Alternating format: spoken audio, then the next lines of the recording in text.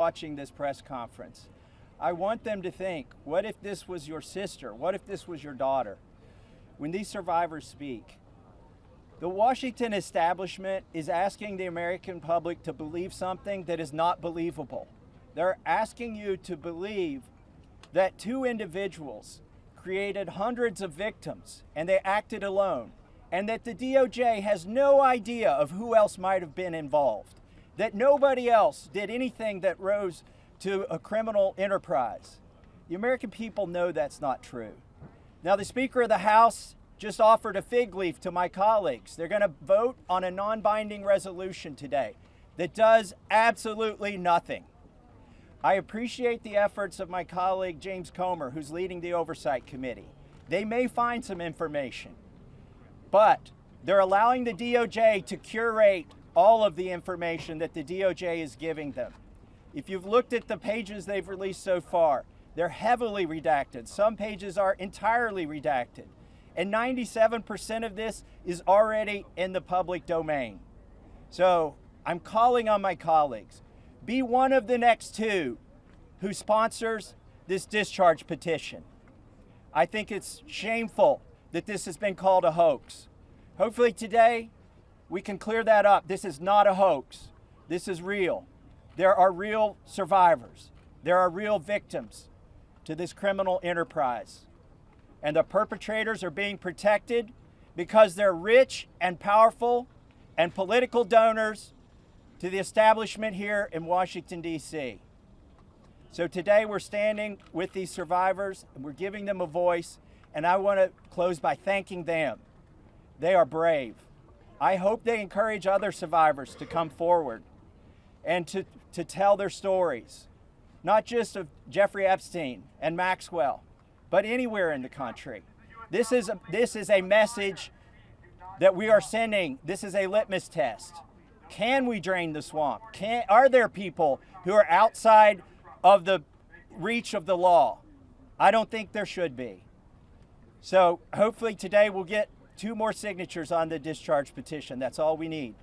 And with that, I want to introduce the bravest woman in Congress, Marjorie Taylor Greene. I find it interesting that the 3 Republican co-sponsors are women. These are women standing up for women. And Marjorie was the first to do it. And I think she deserves all of our gratitude for breaking that barrier and leading the way for the other Republicans. Hopefully they can find their spines as well. And with that, I give you Marjorie Taylor Greene. Yes. Good morning. This is my 5th year in Congress, and this is the largest press conference that I've seen since I've been here. And this is because this is an issue that matters so much to Americans. This is an issue that doesn't have political boundaries. It's an issue that Republicans and Democrats should never fight about.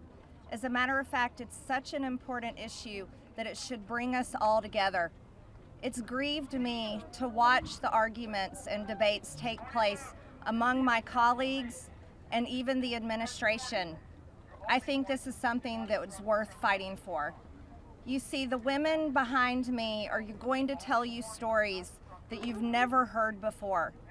These are unimaginable horrors that they've lived with for their entire lives since they were very, very young. But these are also similar stories that many children, teenagers, women, and even men are enduring nightmares right now as we speak. You see, these women have been fighting since the 1990s. I heard one woman tell us yesterday since 1996. And they have carried with them shame. But I want to tell you something. The shame does not fall on these brave, courageous women. The shame falls on every single person that coldly turned a blind eye to their abuse. The shame falls on every single person that enabled it. The shame falls on every single person that took money to continue it. And the shame falls on the people in power over the past several decades that protected the monster, Giuffre Epstein, and his cabal that continued a nightmare. Those people deserve the shame. And today we are coming forward and we are going to fight like hell for these women, because we have to fight like hell for those that are enduring sexual abuse and are living in a prison of shame. Anyone that is being abused, it is not your fault. You should live with no guilt or fear or shame.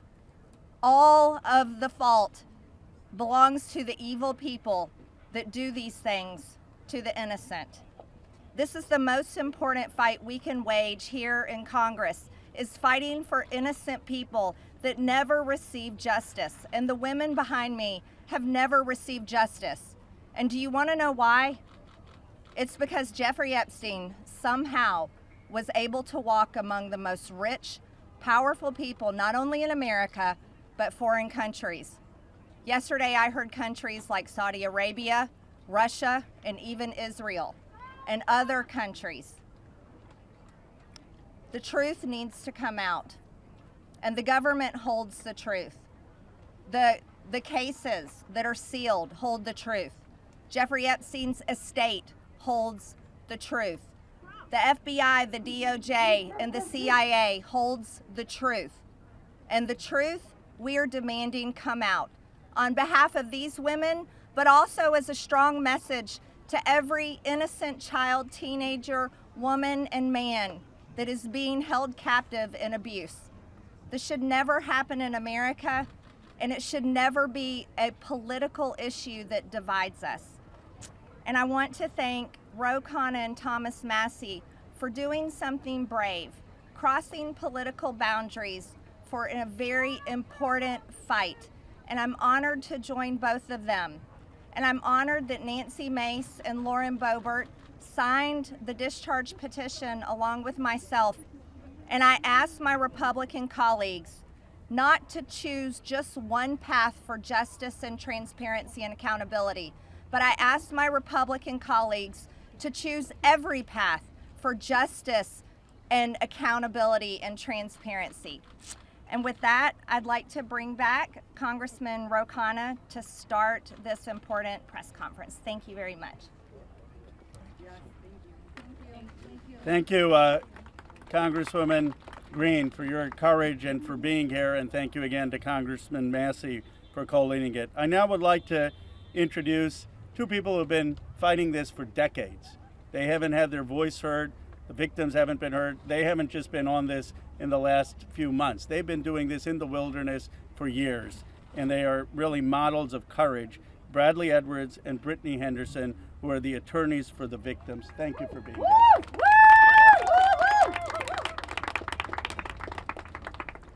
Thank you, Ro and Thomas Massie. I really appreciate you putting forth this discharge petition. It's tough to understand that we have to be here because this doesn't seem like a partisan issue. This is an issue, sex trafficking and sexual abuse transcends politics.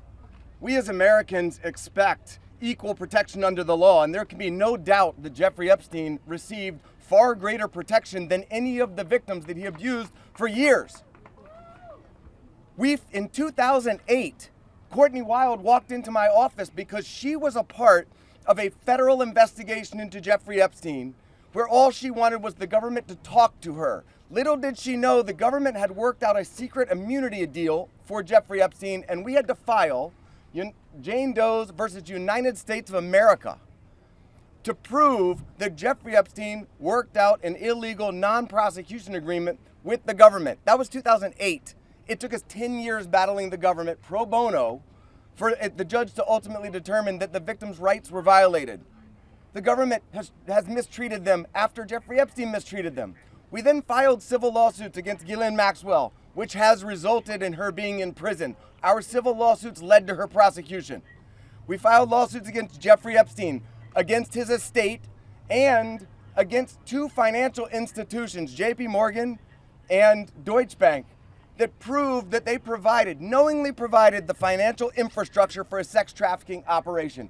Unfortunately, all of the documents and evidence that we have worked so hard to gather hide behind protective orders, confidentiality agreements, and bank secrecy laws. That is why this discharge petition is so important. While we have seen the documents, you haven't. And when you see the documents, you're going to be appalled. And the American people deserve to see everything. When you sign this discharge petition, it should mean nothing is off limits. That means the documents in the possession of the CIA should be made available. Those in the possession of the FBI going back decades should be made available. The SEC, financial records in the possession of FinCEN should be made available. Everybody knows that evil flourishes in the darkness. Corruption flourishes in secrecy. It is time right now to make a difference for the women that are behind me right now. They have been courageous and fought through this whole thing. Whether you're a Republican or you're a Democrat, this one is an easy call. You're an American who cares about equal rights and equal protection under the law. If you care about these women, if you care about our country, and you care about this issue, this should pass with flying colors. I really appreciate everybody being here.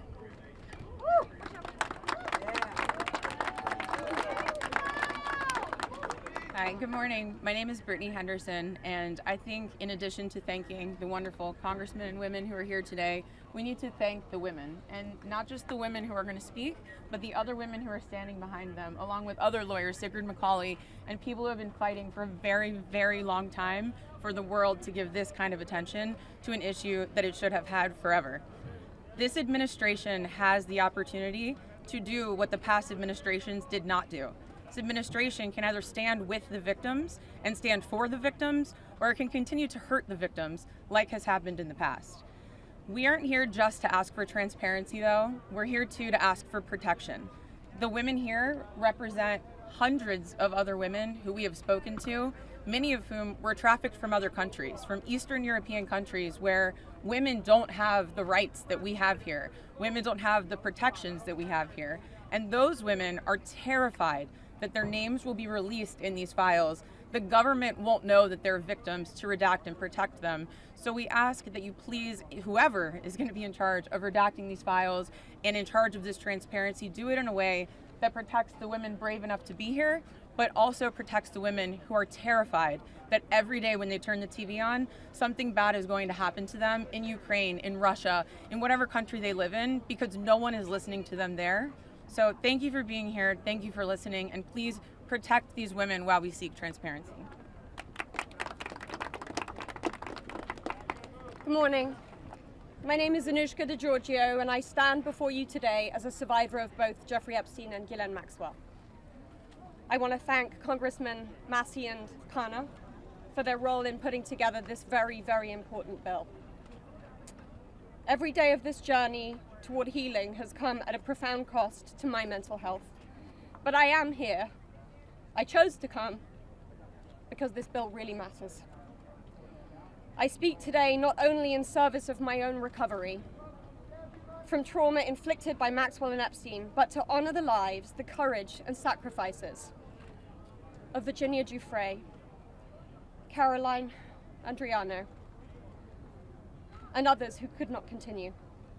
Their voices mattered. Their stories must not be forgotten. Accountability is what makes a society civilized. Equal opportunity and equal consequence for all. Consequences are not about punishment alone. They exist to deter future harm, to protect vulnerable, and to set a standard of justice. If Ghislaine Maxwell were pardoned, it would undermine all the sacrifices I made to testify and make mockery of mine and all survivors' suffering. That is why the Epstein Files Transparency Act is so essential. It requires the Department of Justice release all the records related to Epstein and Maxwell investigations, flight logs, immunity deals, internal communications, and even the records surrounding Epstein's detention and death. And crucially, it forbids withholding documents simply because of embarrassment, reputational harm, or political sensitivity. This is about ending secrecy wherever abuse of power takes root. But transparency alone is not enough. Survivors need protection, resources, and legal support. If this Congress is serious about justice, then let this moment also affirm your commitment to provide victims with the legal aid they need to confront abusers, to navigate complex systems, and to reclaim their power. Transparency must be matched by support, or else too many victims will remain silent out of fear and lack of access. The statistics demand action. Nearly 1 in 5 women in America will experience rape or attempted rape in her lifetime. Every 74 seconds, someone is sexually assaulted. Every 9 minutes, that person is a child. These are not numbers, they are people. They are your daughters, your sons, your constituents, your friends. Statistically, 1 in 5 of your families will face this nightmare. The days of sweeping this under the rug are over. We, the survivors, say no more. I want to help create a world where survivors of sexual abuse and abuse of power can come forward safely. And I ask Congress to join me in that effort, not only by passing this bill, but by ensuring that those who step forward have legal support to face their abusers and see justice done. When Judge Berman gave Epstein survivors the chance to finally speak, the world listened. After so many years, survivors were heard. That moment was historic, and so is this moment. For me, the turning point was when I had my daughter, and on the day she was born, I knew I had a responsibility to protect her and to protect all children. I have to use my voice, the voice that had been silenced by fear and shame for so many years. Make no mistake, my polished exterior is a shield hiding a wound that still bleeds. But through this wound, I have found purpose. To be part of lasting change in how we confront exploitation and abuse. And to be clear, the only motive for opposing this bill would be to conceal wrongdoing. You have a choice. Stand with the truth, or with the lies that have protected predators for decades. I am no longer weak. I am no longer powerless. And I'm no longer alone. And with your vote, neither will the next generation be. President Trump, you have so much influence and power in this situation. Please use that influence and power to help us, because we need it now and this country needs it now. Thank you.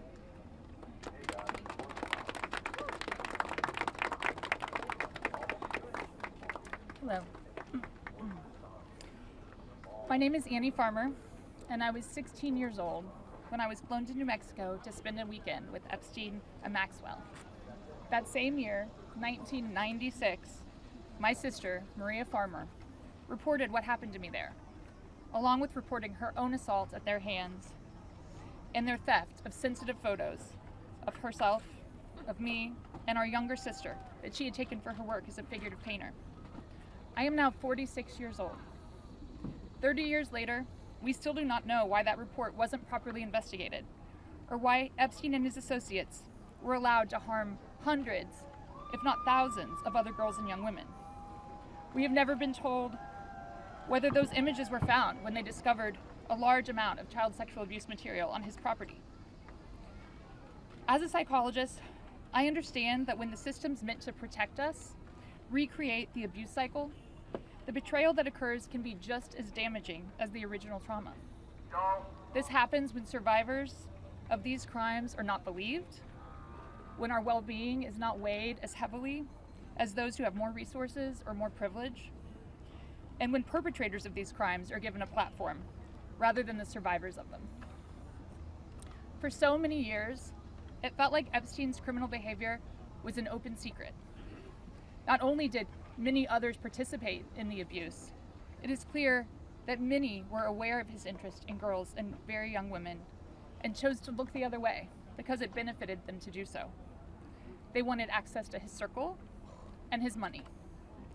Their choice to align with his power left those of us who had been harmed by this man and his associates feeling very isolated.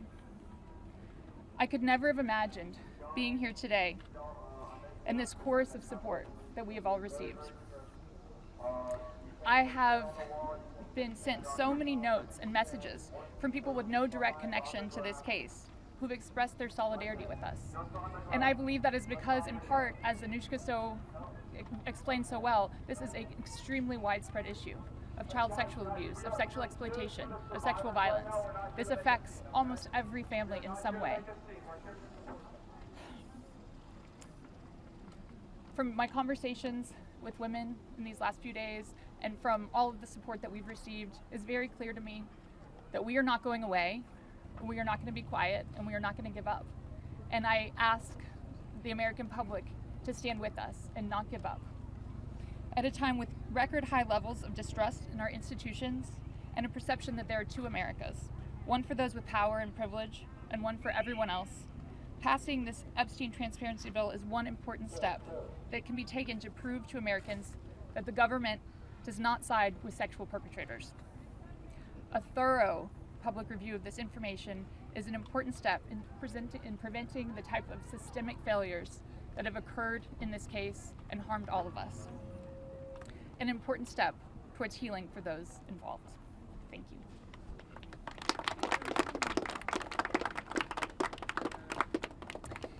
Hello everyone. I'd like to say thank you everyone for being here today on this very powerful and special day for all of us here. My name is Marina Lacerda. I was minor victim 1 in federal indictment of Giuffre Epstein in New York in 2019. I was one of dozens of girls that I personally know who were forced into Giuffre's mansion on 9 East 71 Street in New York City when we were just kids. Today is the first time that I ever speak publicly about what happened to me. I never thought that I would find myself here. The only reason that I am here is because it feels like the people who matter in this country finally care about what we have to say. As an immigrant from Brazil, I feel empowered knowing that the little girl struggling to get by at 14 and 15 years old finally has a voice. For the first time, I feel like I matter as an American. I was only 14 years old when I met Giuffre. It was the summer of high school. I was working 3 jobs to try to support my mom and my sister when a friend of mine in the neighborhood told me that I could make $300 to give an older guy a massage. It went from a dream job to the worst nightmare.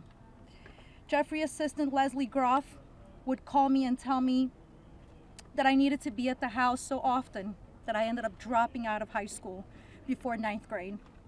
And I never went back. From 14 to 17 years old, I went and worked for Giuffre instead of receiving an education. Every day I hoped that he would offer me a real job as one of his assistants or something important. I would finally have made it big, as like we say, the American dream. That day never came. I had no way out. I was, until he finally told me that I was too old. There are many pieces of my story that I can't remember, no matter how hard I try. The constant state of wonder causes me so much fear and so much confusion. My therapist says that my brain is just trying to protect itself, but it's so hard to begin to heal knowing that there are people out there who know more about my abuse than I do. The worst part is that the government is still in possession right now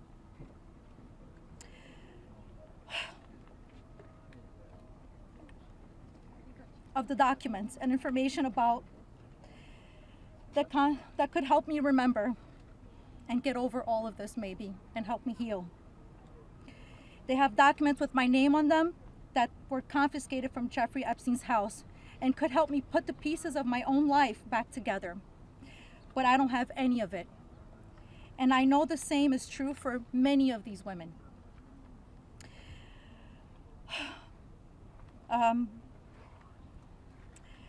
We are here to support this bill today, not only for transparency, but for the American people. But if the government is going to release these documents to the public, describing the crimes committed by Giuffre Epstein and others, the least that they can do is give me my documents that they have about me. The other survivors deserve the same respect from our government. While our identifying information must be redacted to the public, it is equally important to provide the victims themselves with unredacted information. I will never forget when the FBI agent showed up in my door in 2008. Jeffrey Epstein hired a lawyer to represent me, or more like to represent him, I like to say. I couldn't ask any questions, and I had no idea what was going on. I was terrified. Until today, I think most of us are still terrified. I thought somebody was going to kill me. I thought something was going to happen to my sister or my mother.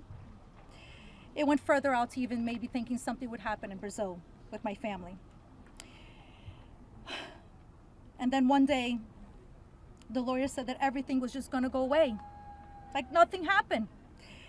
I didn't need to testify. When I asked him why, he gave no explanation. That was it. So why?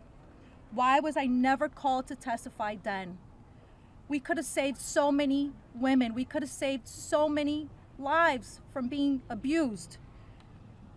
Why did he get away with it in 2008? Why was he able to go on in the abuse with hundreds of girls after the Florida investigation? Why didn't they let me testify to help stop him?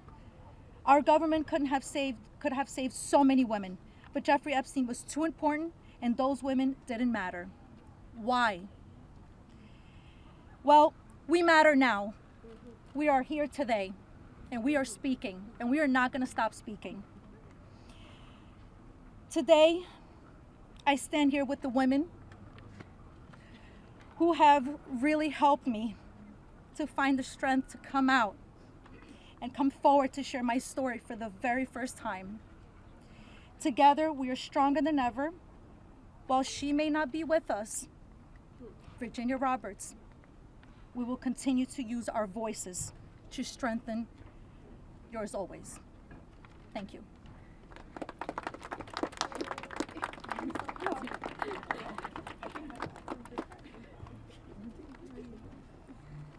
Hi, my name's Courtney Wild.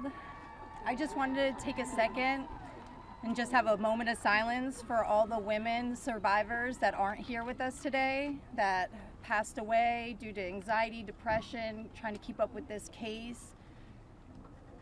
A moment of silence, please.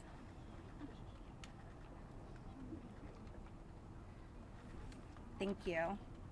My name is Courtney Wild. I was only 14 years old when I was introduced to Jeffrey Epstein by a 13-year-old friend of mine. The details of the abuse that he inflicted on me for years is not important today. In 2028, I was cooperating with the federal government in the investigation of Jeffrey Epstein. They sent me a letter telling me to be patient because this was going to be a lengthy investigation, but at the same time, they refused to talk to me and tell me what was going on. So I hired an attorney, Brad Edwards, because I was hopeful to get some answers. When I walked into his office at 19 years old, Brad sued the government for refusing to tell me what was going on under the Crime Victims' Rights Act. The only reason anyone ever found out that the government had already given Jeffrey Epstein immunity through the non-prosecution agreement was because our lawsuit forced the government to tell us. Otherwise, nobody would even know that today. Sometimes it's hard to believe that I had to sue the United States just to learn that my abuser was given immunity. I started as Jane Doe, but I decided I was proud enough to take on our country, and I was on the right side of history. We fought the government for 10 years to prove that the government violated our rights as crime victims and the crime victims' rights in order to protect a pedophile. We had to win the 11th Circuit Court Appeals to force the government to turn over thousands of pages of emails between Jeffrey Epstein and the government. Those emails provided the proof that the government worked very hard with Jeffrey Epstein to violate our rights. Why? Why did the government work so hard to protect Jeffrey and not so hard to protect me and my other innocent friends? Why was Jeffrey so important to the government, and why was I so insignificant? Why did nobody but our lawyers care before now? It seems people have only started to care because of Twitter and politics. But I would like to say this has nothing to do with politics. This is not a blue thing or a red thing. This is an everyone thing. We can all agree on this. The injustice that has happened here, multiple, over and over. Everybody that talks about this just seems to make it worse. We need transparency. It's time for us to see beyond the curtain. Why was Giuffre Epstein so protected? Who is still being protected? And who protected them all, so the world can understand how Giuffre was able to abuse so many of us for so long. I was lucky to have Brad Edwards, Brittany Henderson, and Paul Cassell take on my case pro bono and fight fearlessly over 20 years' time. I would like to thank them, and I'd also like to ask the Trump administration to please sign off on the Crime Victims' Rights Reformed Act, the Courtney Wild Crime Victims' Rights Reformed Act that's we're trying to get passed here, so we can close the loopholes in the CVRA case that Epstein's attorney used to their benefit to get away with this. Thank you so much.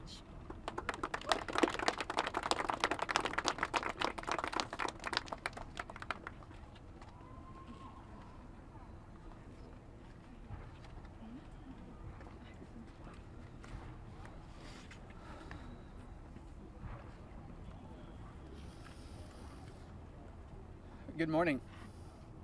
First and foremost, we want to extend our deepest gratitude to Brad and Brittany Edwards, Congressman Massie and Khanna, and above all, the brave survivors who have entrusted us with the privilege of speaking today on behalf of Virginia.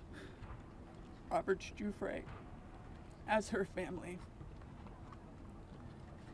We are here today because we support H.Res.581, the Epstein Files Transparency Act, in its entirety. But as much as this bill is about shining a light on truth, it's not just about the bill. This is about justice.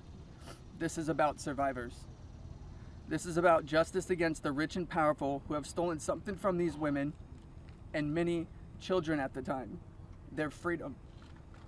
The freedom to live their life without mental and physical scars that have been inflicted upon them by those who thought they were untouchable. The same freedom that these monsters took from these survivors, they should never be afforded. They should never be allowed to continue their lives with impunity. Let's be clear, this is not a political issue. This is not about left or right. This is about humanity. This is about doing what's right. And this is about ensuring that the future we leave behind isn't one where the powerful can hide behind their wealth, their influence, and their money to evade justice. Our plea to you, whether you're a dad, a mom, a brother, or a sister, look your young ones in the face, look them in the eye, and tell them you didn't stand against the very people who raped, molested, and preyed upon children and young women. Tell them you were willing to negotiate a deal. Money should never be what makes something right or wrong. If you vote no, your stance will be clear. You will be choosing to stand on the side of the rich and powerful, allowing money to buy your way out of the consequence. But here's my one ask. Look these survivors in the eye and tell them why. Then, look the people of the United States in the eye and tell them why. And then, when you're alone, look yourself in the mirror and ask yourself why. Virginia said it best, and I quote, "I have physical and mental scars that will never heal. I have memories that will never go away. They say time can heal, but this won't. Not until the justice system makes an example out of these people with so-called privileges. I just call it money. The only time I can begin to heal is when their freedom is taken from them, just like they did to me and literally thousands of other victims. The survivors of this horrific abuse are watching. The American people are watching. And history is watching. Which side will you be on?" Thank you.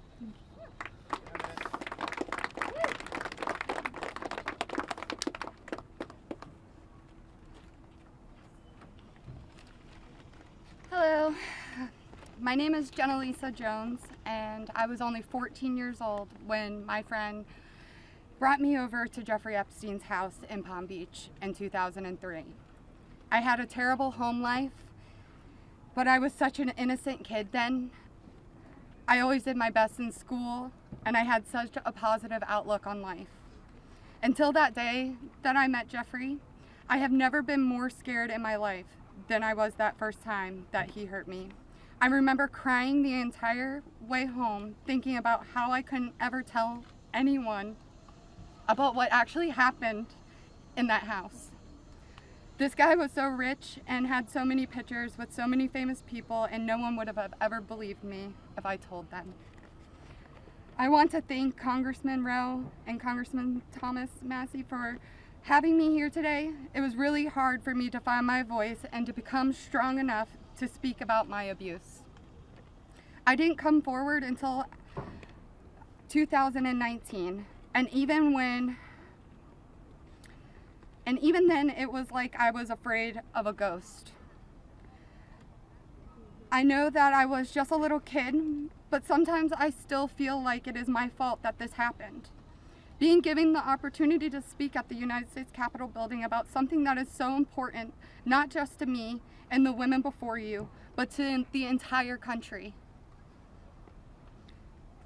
Together, we can finally make a change. And that is thanks to the people like these two congressmen and their teams who actually care about the victims. If you are a member of Congress and you are listening to all of us speak here today, please really listen to us. Please vote for this bill to be passed. Please recognize how important it is for transparency relating to Jeffrey Epstein. Whether you are a Democrat or a Republican, this does not matter. This is not about sides. You are an American, and you are a person who has chosen to serve in an elected position to stand up for those you represent who cannot always stand up for themselves. We are those people. We are the Americans that you promised to protect, and we need your help.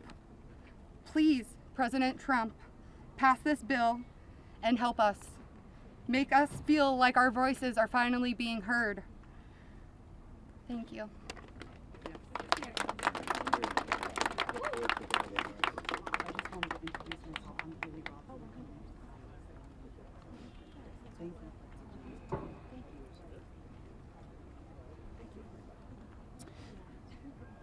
Good afternoon. My name is Haley Robson. I was a 16-year-old high school student athlete who made good grades and had high aspirations for college when I was recruited and asked by a classmate of mine alongside with a 20-year-old male if I wanted to give an old rich guy a massage. But what high school girl would not want to do that? That day changed my life forever. And when I got into the massage room, Jeffrey Epstein undressed and asked me to do things to him. My eyes welled up with tears, and I have never been more scared in my life. When it was over, he paid me $200 and requested in exchange that I bring a girl each time to make another $200. I told him I did not want to do that, and then he gave me an ultimatum. Either you come here and massage me when I call you, or you bring me friends of yours to massage, and I will give you $200 per girl for each time she comes. I felt and hoped to never hear from him again, but he called me every day. He was so wealthy and powerful, and he would not let me go. I felt I had no choice. If I disobeyed him, I knew something bad would happen. So knowing I did not want to be sexually abused, I started to bring him other girls from my high school, and he paid me $200 for bringing them. I just hoped each time it would be the last time. One day, the stepmom of one of the girls brought him and called the police on Jeffrey Epstein. The police then called me in for questioning. I had told them the truth despite the fact that I was a teenager and a minor, and I was able to tell the police the names of all the other victims. The police treated me like a criminal. I had, by this time, had turned 18. I had been with Jeffrey since I was 16 and for 2 years. So they had told me So they told me I was going to be arrested. My name was then distributed to the press as a co-conspirator of my abuser, who I detested. My entire world was crashing in around me, and I started being threatened and bullied, till this day still receiving death threats. I was singled out and for many years had to suffer a smear campaign of lies about me because of the way that I was portrayed by the press. The press made me out to be a predator when I was just a 16-year-old little girl who was sexually abused by a powerful man and an evil man. For years, I had no friends. My boyfriend was murdered, and there was nowhere to turn. The government, after investigating more, learned that I was true a victim, but the damage was done and it was too late. There was no way to undo the harm the press had caused me. In 2019, I met Brad Edwards and Brittany Henderson. They changed my life and they believed in me and have helped me to finally heal. Healing is a process, and I may never get there.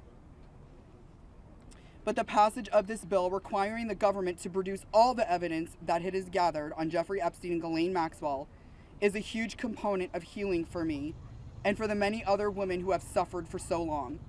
For many reasons. First, we and the rest of the world need answers. Why was he so protected? And why didn't anyone ever care to stop him? It doesn't take a brain surgeon to know that if he is spending thousands of dollars a day paying high school girls he abuses and had a lot of access to cash. I learned through my attorneys in the JP Morgan class action case that there were years when his staff withdrew over $1 million in cash a year. Was that not a big enough red flag? There were wire transfers to other victims, and the government did not protect us. The banks did not protect us. So lift the curtain on these files and be transparent. Every single time a new conspiracy gets circulated in the media, whether he is still alive, what powerful person had him murdered, who was on the Epstein client list, and there are names going around on TikTok and Instagram, we, the survivors, are suffering severely. We take our kids to school and everyone is talking about it. We can't read the news or do anything without hearing crazy stories that are only able to live on because the government continues to hide the evidence and the truth. So people just make up stories. Those stories hurt. They hurt real people who have already been hurt. And we have lost so many Epstein victims to suicide, and maintaining the real truth and secrecy only allows for conspiracy theorists to tell lies that drives up our anxiety and fears and will continue to lead to more pain, more suffering, and honestly, more deaths of innocent victims. It's time you do what's right by us. Unseal all the documents. We are requesting transparency, and I am requesting every congressman and woman that goes against this bill be outed. I want to know. Thank you.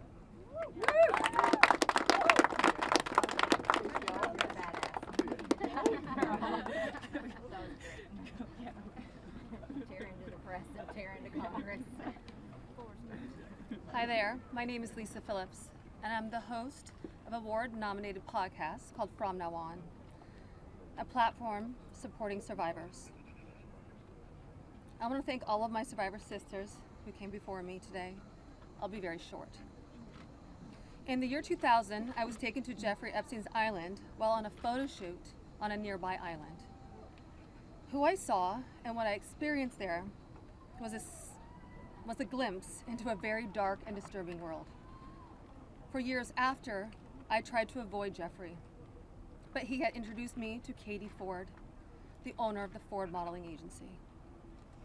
Epstein's reach went to the very top of fashion, arts, and entertainment. This did not just happen to underage girls in Florida. In New York City, hundreds of young, ambitious women were abused by him. Epstein was not just a serial predator, he was an international human trafficker. And many around him knew, many participated, and many profited. And yet, he was protected. So I stand here today for every woman who has been silenced, exploited, and dismissed. We are not asking for pity. We are here demanding accountability, and I'm demanding justice. Congress must choose. Will you continue to protect predators, or will you finally protect survivors? And also, I would like to announce here today us Epstein survivors have been discussing creating our own list. We know the names. Many of us were abused by them. Now, together as survivors, we will confidentially compile the names we all know who were regularly in the Epstein world. And it will be done by survivors and for survivors. No one else is involved. Stay tuned for more details.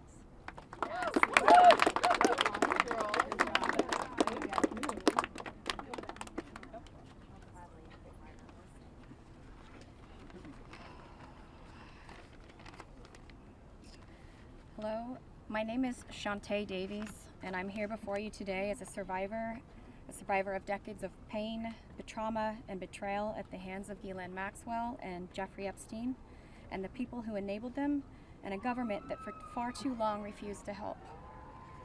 In 2002, I was living in California, a young woman with high aspirations of becoming an actress. I was already beginning to make a name for myself in the industry. A person I trusted, someone I thought was a friend, invited me to meet a powerful woman who could help advance my career. That woman happened to be Ghislaine Maxwell.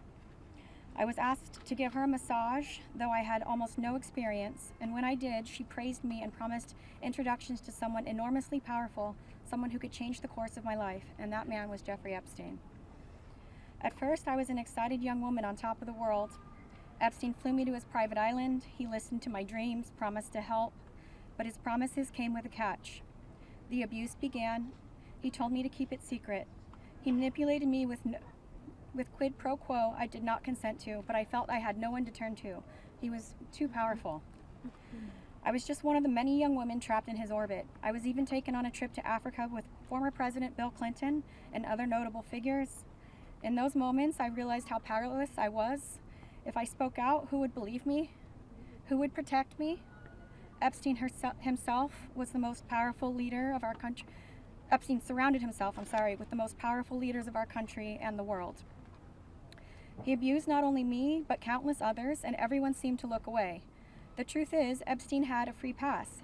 He bragged about his powerful friends, including our current president, Donald Trump. It was his biggest brag, actually.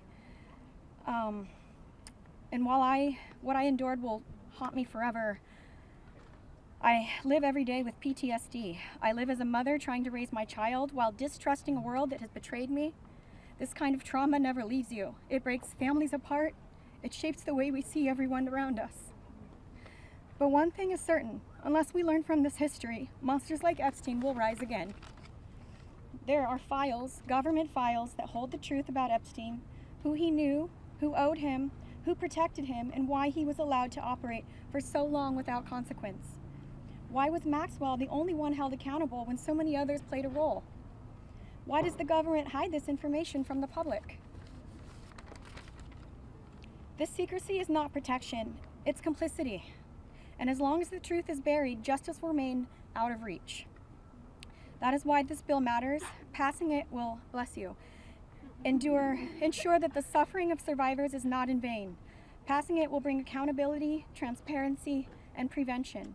It will help protect the next generation of predators who seek to place themselves above the law through wealth, influence, and connections. This is not just my story. It is about every survivor who carries invisible scars. It's about the weight we live with daily. It is about the families broken and the futures stolen. So I ask you, President Trump and members of Congress, why do we continue to cover up sexual abuse and assault? Who are we covering for?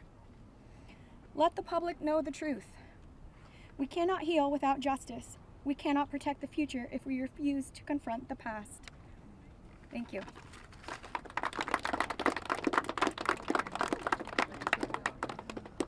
Let's just give a round of applause for all the courage and strength that the survivors have shown. We now will take a few questions. You can always get Congressman Massie, me, or Congresswoman Green in the hallways and other places. If you have questions for us, that's fine. But I wanted to see first if you have questions for the lawyers and the survivors, and Brad will facilitate any of the questions to the survivors. Yes? Yeah. This question would be for the survivors, Mr. Edwards. The president has said that this Epstein issue is a hoax, is the words that he used. Can we get your reactions to what you think when you hear him say that? Oh, I'll answer that. Mr. President Donald J. Trump, I am a registered Republican, not that that matters because this is not political. However, I cordially invite you to the Capitol to meet me in person so you can understand this is not a hoax. We are real human beings. This is real trauma. What does it feel like emotionally to hear that? Devastating. It's being gutted from the inside out. Not that I would know what that feels like, but I imagine it's the anxiety buildup with the depression and the survival mode, and then your nervous system goes limp and ironically is shot. And it feels like you just want to explode inside because nobody, again, is understanding that this is a real situation. These women are real. We're here in person. To say that it's a hoax is just not. Please humanize us. I would like Donald J. Trump and every person in America and around the world to humanize us, to see us for who we are and to hear us for what we have to say. There is no hoax. The abuse was real. Now, what goes on behind closed doors, I can't speak for that. What happens around the world politically, I cannot speak for that. But I am here with all of these women, including our attorneys, and I would be more than happy to meet with him, and I will meet him halfway. Ms. Edwards, I wonder if any of the victims could respond to the news from recently about Ghislaine Maxwell being transferred to a lower security prison in the aftermath of speaking to Todd Blanche. You want that one? About her transfer. Oh, yeah. I'm happy to speak to that. We were horrified to learn that she had been transferred to a prison camp. She is someone who was found guilty by a jury of sex trafficking. She not only, we often hear that she procured women for Giuffre, which I think is a very sort of polite and minimizing term. She also participated in the abuse. She was a major architect of the scheme. And the fact that she has painted herself as a victim, I think is disgusting. And it was horrifying, I think, to us that we were not told about her prison transfer. We found out about it in the news. Mm-hmm. 1 minute, I think Anushka maybe has something. So, Anushka DiGiorgio, I testified alongside Annie at the trial of Ghislaine Maxwell. I was horrified when I found out not only had Ghislaine Maxwell been transferred to what's called a low security. It's really is like a holiday camp, and then afterwards I got a notification from the Department of Justice telling me that this was going to happen, when it had already happened. This woman abused children.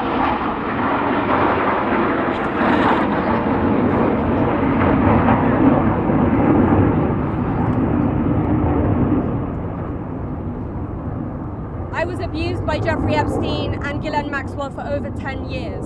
Ghislaine Maxwell was present for some of my abuse at the hand of Giuffre Epstein. She was present, she was complicit, she was enabling, and it is appalling and disgusting. And it's one of my worst nightmares that she not only be transferred, but at the possibility that's very much going around that she might be pardoned. This is not okay, guys. This is not okay. And I just want to add that I think it sends a very dangerous message to our country, to the young people in our country, that someone that we all know is aware of these crimes could be given a pass. And just for the last survivor who just spoke, the last survivor who just spoke, she said that Epstein would brag about her relationship with Donald Trump. Could she please elaborate about that? Shante. To the microphone. Get close. Yeah, I did say that.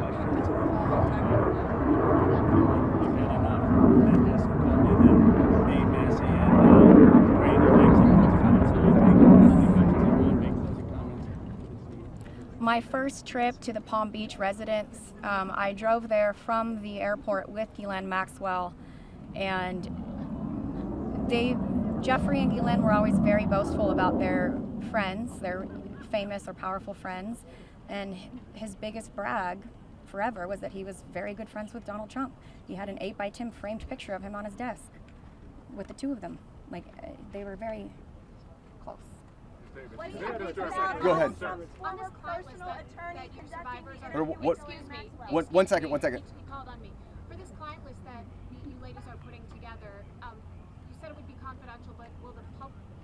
you clarify? Will the public get to see that? So Lisa, what's your envision here? Is it going to go to the public or just amongst the survivors? No, we're reaching out to survivors that are scared. So come on up. We're reaching out to survivors that are scared to come forward and that also know who they were trafficked to.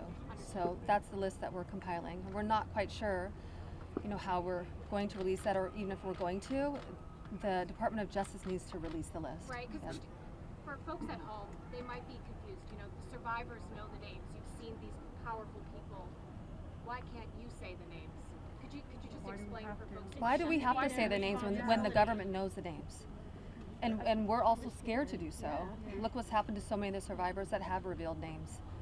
I find the question about the bill. I think it's also worth saying that having represented, I think, between our firm and Boyce Schiller, hundreds of victims, and we've talked to them about the various people that they were farmed out to. So we've created somewhat of a list. Most of these individuals, the victims, are very scared to say these names because they could get sued, they're going to get attacked, and nobody protected them the first time. And that was against one person. So is there a list? There is a list, but just to dispel kind of the common theme here, every one of these women was abused by Jeffrey Epstein, and his scheme was to personally abuse women. When they reached a certain age, he did farm a section of them, some of them, out to some of his friends. That doesn't mean all of his friends. With that said, I'm more than happy to assist in helping create the list behind the scenes and see what we do with it. But if someone's interested, Go ahead. Hold on. I think if someone's interested in prosecuting, they may have something different to say about sharing a list. But they're not sharing a list for nothing to happen, and that's the experience that they've had for all of these years. Thank you all. We're waiting to see the fate of this discharge petition right now as we're here. The speaker and others have said that the people he met with yesterday had concerns about your names being released if this bill were passed. And some people I talked to today are not signing the discharge petition because they say you don't want them to. Can you clarify if that is accurate? What are your Do any of the survivors here not want the bill to pass? Yeah. First of all, our legislation, Khanna and I went through this, we talked about this, and we were very careful to make sure that there is an exception so that personally identifiable information, not just their names, but anything they could be identified by, would not be disclosed. And can you speak to that as survivors yourself? I think all of them are on the same page. That they want everything released. Yes, they unequivocally redact personally identifying information and release everything else. Okay. So, Mr. Edwards, thank you. It's your first time speaking. I'll go to Marina if we can. Yeah, sure. Marina, you have stayed silent for so many years. Today, this is the first time, if we understand correctly, you have never before gone public with your story and to share this. Can you help us understand why today, why now, and why here? Well, it is not okay for us to be silenced, and it's not okay for Jeffrey Epstein and everybody else to be put on a pedestal. I think everybody needs to hear from us because we know what went on, right? And there is not only me who's been silenced, there are hundreds of women that are silenced. My hope is to stop this abuse for the future, right? For people that are coming up, for women. My daughter, for example, these women have daughters. They most definitely don't want that anymore. And I think mainly this is therapy for all of us too. We want to be heard. Nobody also has never asked me to speak. That's also another thing. So I can say for all of us here, we are here. We want this bill to pass. It is very important. Okay, and we need transparency. We are tired of looking at the news and seeing Jeffrey Epstein's name and saying that this is a hoax. We are tired of it. We are done. We're not going to be silenced, and I hope that my voice will bring other survivors and other victims to come along and speak up so that we can be more of a stronger voice and louder. And so what is your message to President Trump on this, Marina? Listen, I don't want to send a direct message to him. I'm already scared enough. Yeah, just pass the vote, listen to us. This is not a hoax. It's not going to go away. And like I said on my speech earlier, we're not going to be silenced anymore. We will be speaking moving forward. Wherever we need to be, we will be, and we need to pass this. For Go ahead. Thank you, sir. Jordan Conrad, Gateway Pundit.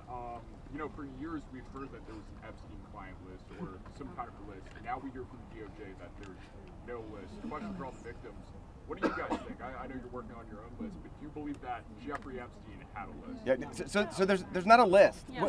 So here's what it was. Just like you heard everybody today, Giuffre Epstein created through an organization that of enablers, of people that were on his payroll. It was a complicated scheme where others should still be investigated because they helped to enable him and operate this scheme. Without those people, he could not have done this. But the purpose was for him to personally abuse people. With that being said, certain of his friends, he farmed out certain of the women that he was exploiting too. But that wasn't the primary purpose of that scheme. And I don't think he wrote the names of those people down.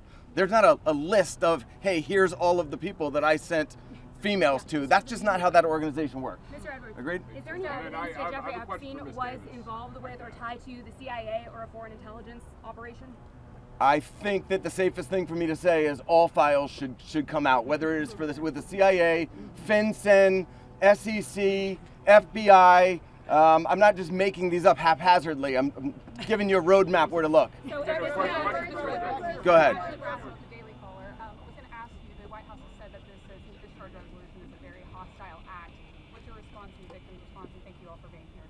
I'll go first and then I'll let them. They're much more important than me, but I don't understand why it's a hostile act. I can tell you that I talked to President Trump back in 2009, and several times after that. He didn't think that it was a hoax then. In fact, he helped me. He got on the phone. He told me things that were helping our investigation. Now, our investigation wasn't looking into him, but he was helping us then. He didn't treat this as a hoax. So at this point in time, I would hope that he would revert back to what he was saying to get elected, which is, I want transparency. This about face that occurred, none of us understand it. In fact, I don't understand how this is an issue that's even up for debate.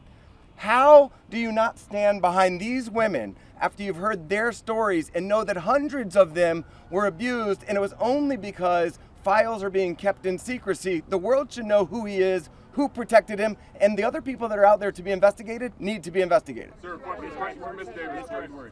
Are there any people who are currently serving in government who are named, who you know of, are in these files, who you had relations with, anything of that sort, who Giuffre Epstein connected you with?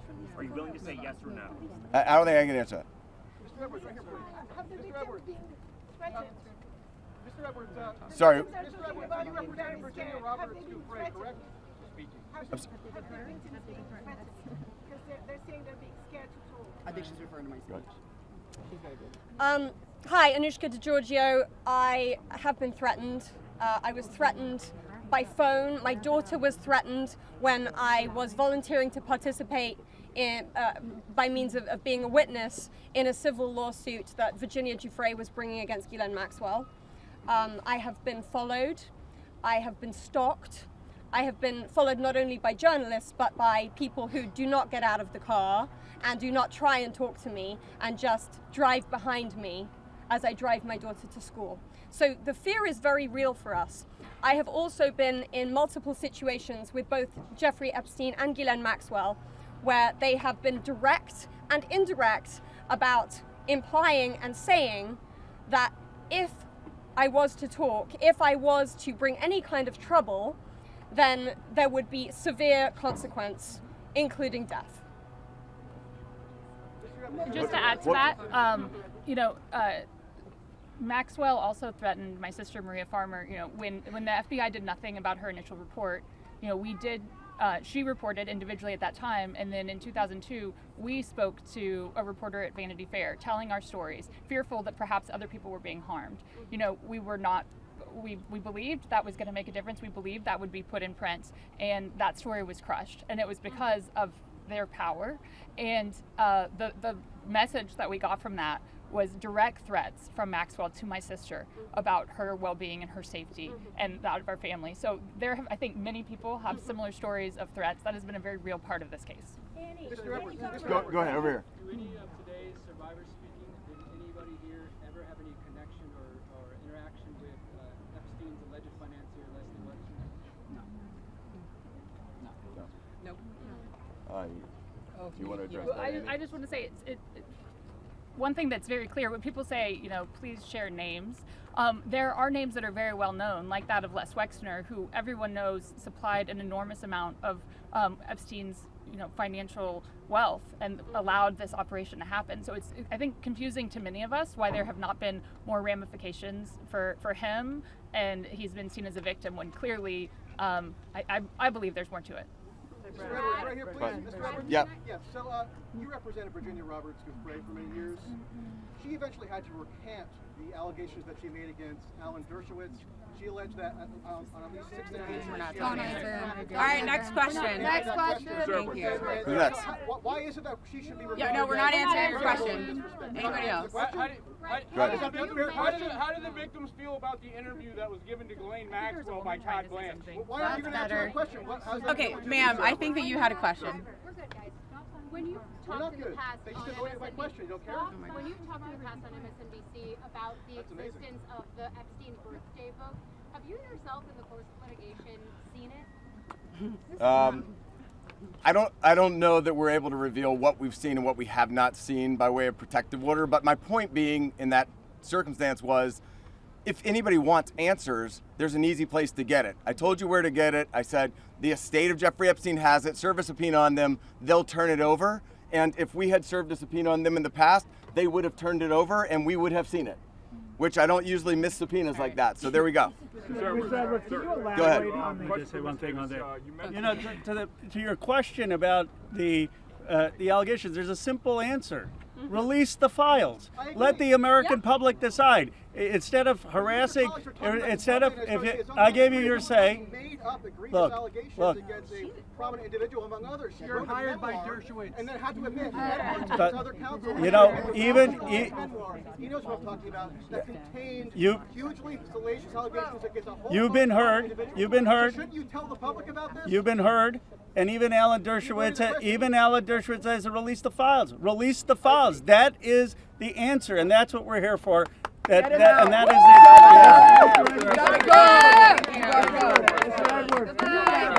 Can you elaborate on that?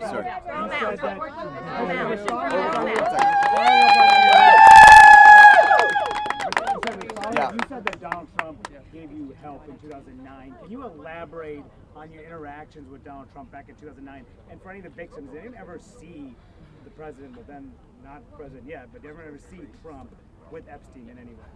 I don't know who's. I don't think that we can answer that question. Did anybody see Trump with Epstein back then? This is really not a political thing. We want the passage of the bill, and this is not to call out President Trump. What about your interaction with Trump? My point was that he was friendly back then, did not think that it was a hoax, and was trying to help. And now it seems like all of a sudden somebody's in his ear and he's not. So I'm hoping he'll come back to where he was back in 2009, be on the side of the victims and stand with us. On the passage of the bill, go ahead.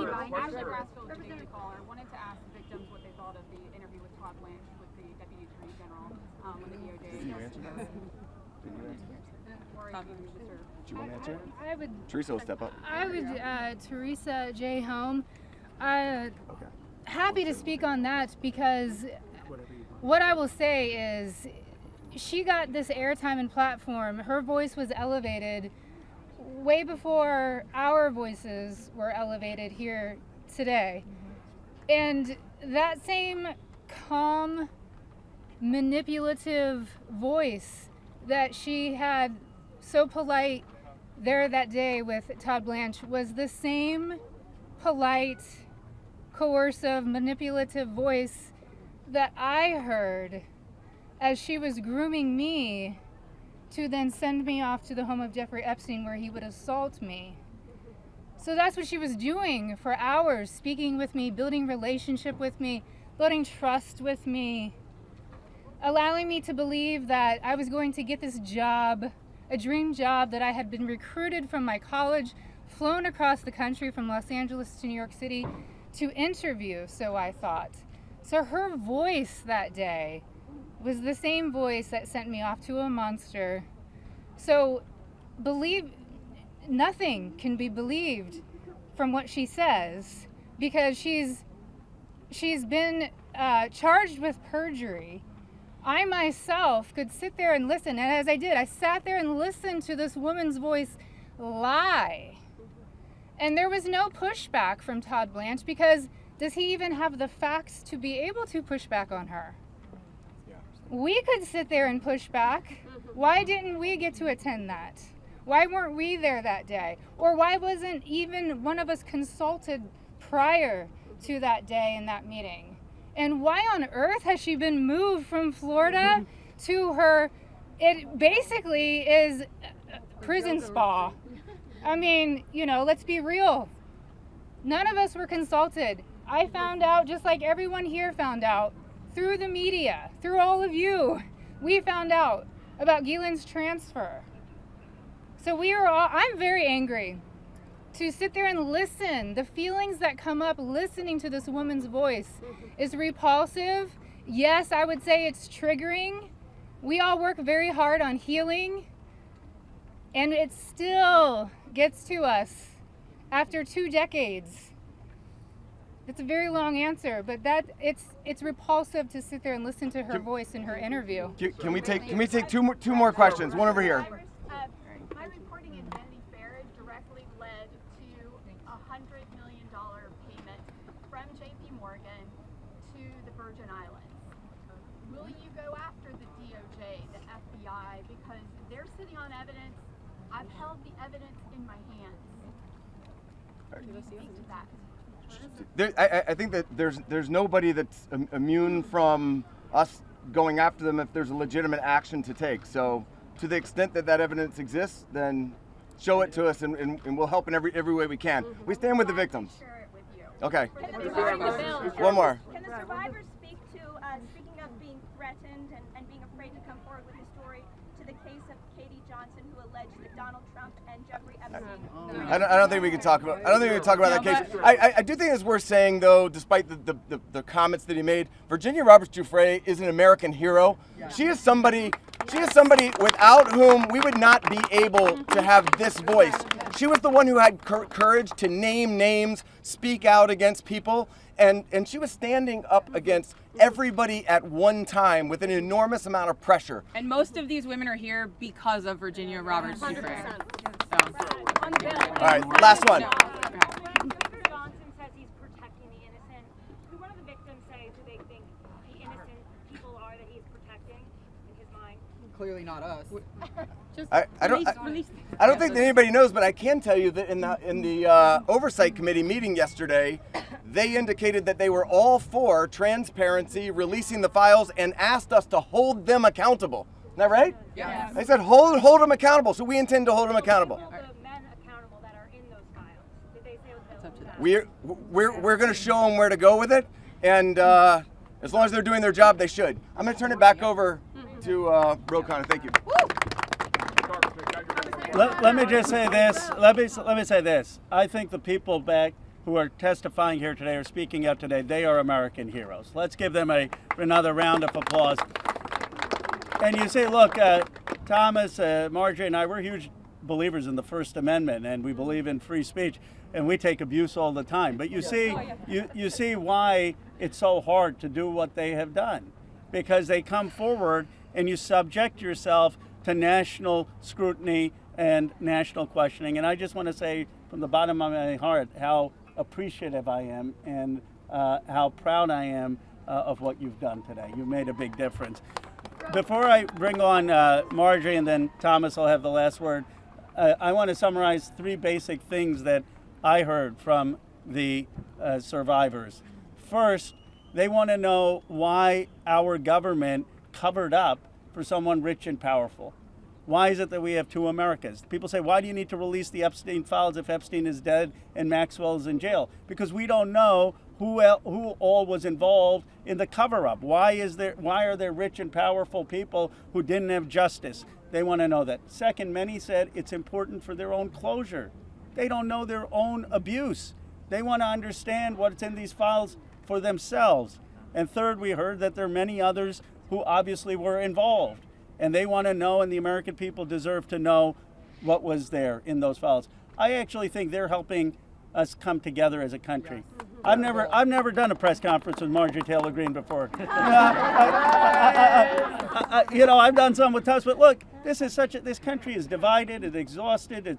This is one thing one thing that we can come together on. Yeah. And I was very clear with Thomas. This is not against President Trump. I would like nothing more than a Truth Social post for him after this press conference saying, just release the files. Be with Massie, Khanna. This is about something much deeper. It is about bringing this country together to stand for America's kids, to restore trust, and to move this country forward. So thank you to the survivors for helping us do that. Now I want to introduce Marjorie Taylor Greene. Thank you. Thank you. For everyone watching at home, I think it's important to put yourself in these women's shoes. As you're questioning, why can't they just name the names? What you don't realize is they just told their stories of being raped and being abused, being victimized, being manipulated, being coerced, and basically held in a prison of captivity of sexual abuse while they were young teenagers and extremely young, vulnerable women. And in Giuffre Epstein's home and the places they went with him, they saw the most powerful people in the world in his pictures, and they saw him with those people. Can you imagine how terrifying it would be to name names like that? These are some of the richest, most powerful people in the world that could sue these women into poverty and homelessness. Yeah, it's a scary thing to name names, but I will tell you, I'm not afraid to name names. And so if they want to give me a list, I will walk in that Capitol on the House floor and I'll say every damn name that abused these women. I can do that for them, and I'd be proud to do it. Now, another thing, this is not about politics, and this is a boiling point in American history where the American people, just like Roe just said, there's become two Americas. There's the America for the rich and the powerful and the elite, where they never face any struggles or problems and never experience what real America goes through. And then there's forgotten America that faces all the problems and deals with all the issues and never gets justice for being sexually assaulted and raped by a monster. It shouldn't exist anymore, and people are sick of it. So let's recognize the fact that the administration before and the one before it and the one before it and the one before it and before it never did anything about this. So this isn't one political party or the other. It's a culmination of everyone worked together to silence these women and protect Giuffre Epstein and his cabal. And this is not just rich, powerful people. Think his drivers, his maids, his chefs, all the people, people that worked in his home, security guards. I heard one story from a young woman that was being raped by Giuffre Epstein when he was out on work release while he was serving time in prison and had an ankle monitor on his leg. Guess what? There was a police officer outside that door. So this list of names is quite a list of names, and it doesn't extend just in the rich, powerful circles. It extends down to the very bottom where people were paid. And again, I will say this, there's victims suffering today in similar circumstances, and they're terrified to name the names of the people that are currently abusing them. And so with these brave, courageous women fighting this fight, this is a fight for women and children and any person that is facing sexual abuse and rape and captivity and human trafficking right now. And so here's what I ask you in the press. Don't go for salacious headlines. Go for the truth and defend these women and help those of us in Congress that are crossing our political party lines for doing the right thing and trying to do it together. And thank you, Roe, and thank you, Thomas. And now I recognize Thomas Massie from Kentucky.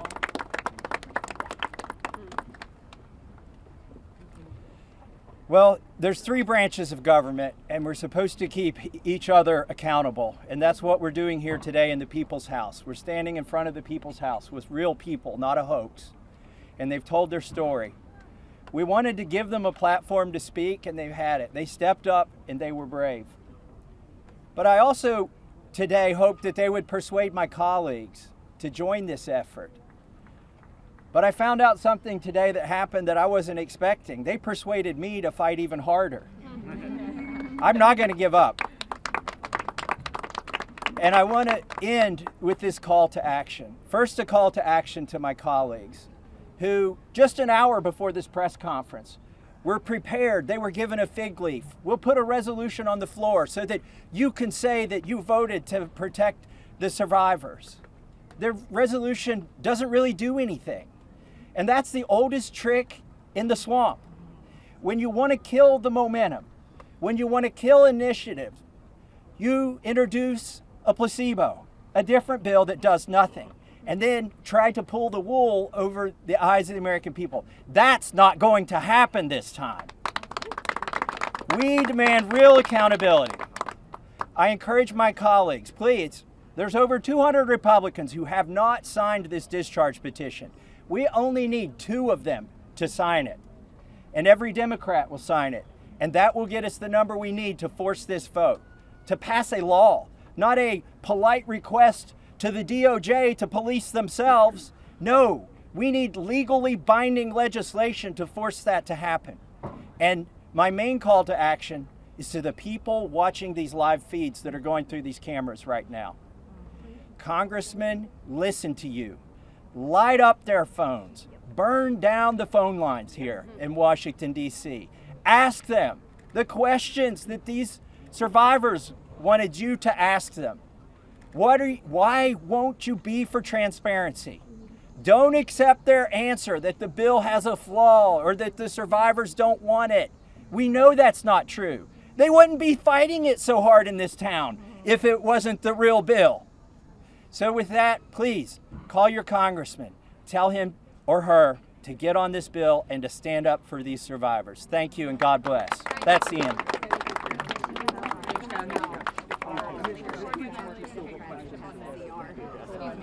Thank you guys very much. This is unbelievable. I mean, this is Thank you.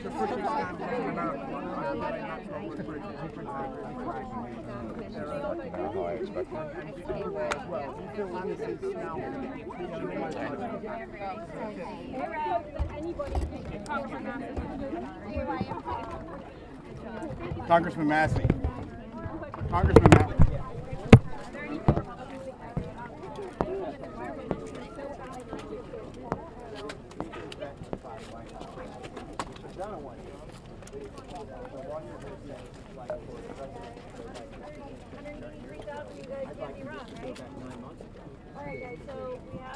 What's some of the kickback you're getting back from your colleagues? What are some of the reasons why they don't want to endorse this? They're being threatened. I mean, look, I've got $2 million of ads running against me back in my district, and it's funded by 3 billionaires. One of them's in Epstein's blackmail. I mean, this is what happens. Your consultants, your political consultants will abandon you. When the White House gets mad at you, the speaker will block all of your bills. They'll shut down your fundraising. This isn't political, but it is. I mean, the opposition to this is very political. What's the impression of the White House seeming to whip against this vote so actively? I have no idea why they're doing this. I do believe they're trying to protect the people that are rich and powerful and connected, like Republican governors. He's just doing what the White House has done. He was for transparency for about 24 hours, and then he got tuned up by the White House. Have you had a chance to look at the Iraq emails that were leaked over the last week? And Giuffre Epstein's involvement with the app known as car buying, which is currently rolled out in 23 states across the United States.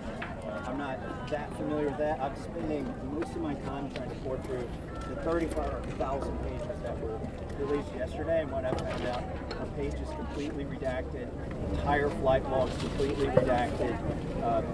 So this is a non-release, and the danger that Republicans are running, particularly the administration right now, is recreating the debacle that Attorney regional bonding had, but she gave out binders, and everybody took it home and found out this information they already had.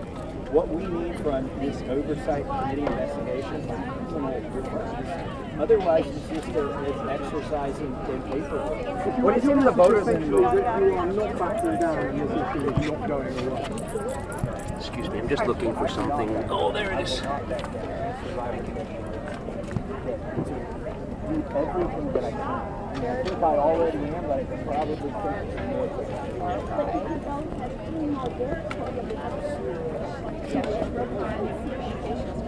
Well, it's not the end of today. Is today the deadline? Well, procedurally what happens is this discharge petition so for 14 more months, we'll be waiting until and so the Republicans are then we'll go to the Senate. And the Senate. Let me hear your voice. Those are the next steps. But I think that's the big lead that the Speaker offered a special process for my side to shrink up the way. Then there will be no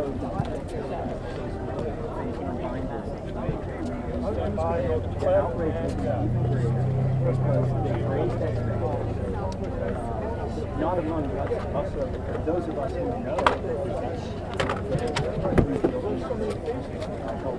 but they've raised expectations and they're going to What is your message to Republicans who might be waiting for something next time?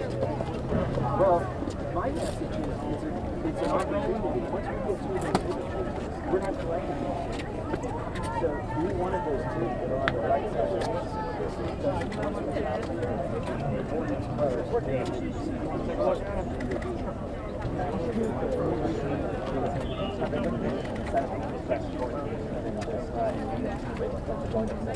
yes, I think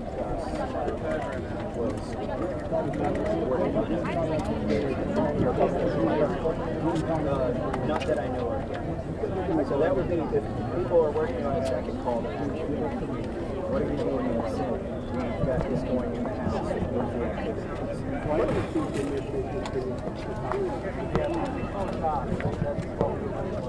well, they've dug in and decided they don't want it released. So it's a threat.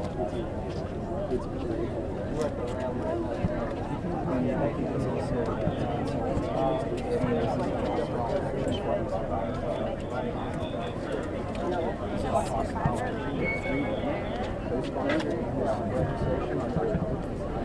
why is the White House trying to do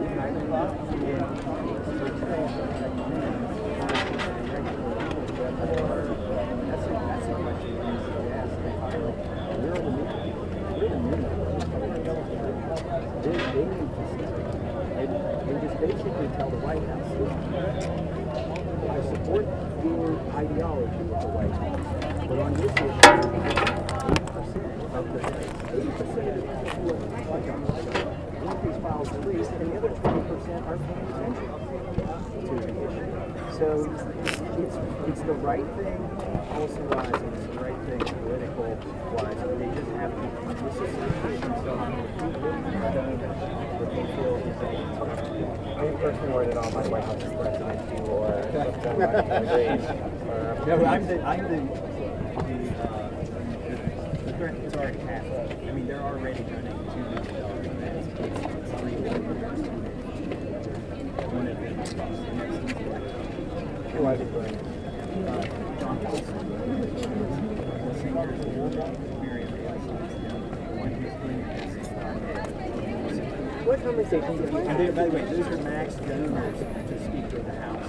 They're max donors to the NRCC, they're max donors to the RNC, they're max donors to Trump's campaign. These are 7, 8-figure donors. What conversations have you been having with your colleagues to try to bring the bill, especially with the Speaker criticizing the language? It's really drafted. He raised some specific criticisms. Minority political drafts and my staff and I were honored that he looked at 3 entire from the very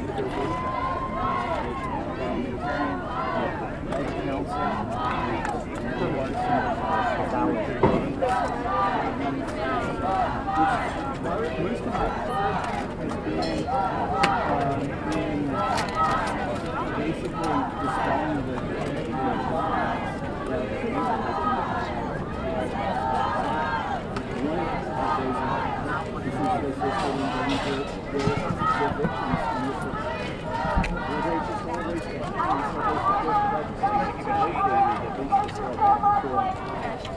And I've also warned my colleagues, we're inside of a bubble.